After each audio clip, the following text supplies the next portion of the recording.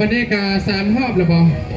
โอ้3 รอบแล้วเนาะ3 รอบก็3 จบแล้วบันนี้กาจะให้บรรดาญาติโยมผู้ที่มีศรัทธาได้บูชาต้นปรมีไปแห่ก็จะให้เอาขึ้นทางศาลาเด้อเนาะไปถวายอยู่ทางศาลาจะเป็นรถขบวนเนาะพระกาให้จดไว้บนเก่าเนาะเอาขอรัตนานิมนต์ทางญาติท่านเนาะครูบาอาจารย์ขึ้นทางศาลาหงธรรมแล้วกับบรรดาญาติโยมเนาะบัดนี้เอาต้นปรมีไปถวายเพราะว่าจะได้ให้พรเนาะกาเวียงสมอบก็สับจบแล้วนี่เนาะในงานแห่พระแก้วมรกตของพวกเราเนาะแล้วก็แห่ยอดโซฟา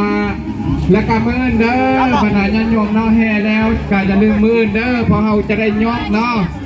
จะได้ยกยอดโซฟาขึ้นปฏิสถานอยู่ที่ศาลาหงธรรมของพวกเราในมื่นมื่อนี้กาแห่เปลี่ยนสิริมงคลก่อนเนาะเพราะฉะนั้นก็ขอเชิญบรรดาญาติโยมเอาต้นปรมี30 ทัศที่บรรดาญาติโยมได้บูชาไปแห่นั้นเอาไปถวายอยู่ที่ศาลาหงธรรมเนาะขอเชิญขึ้นไป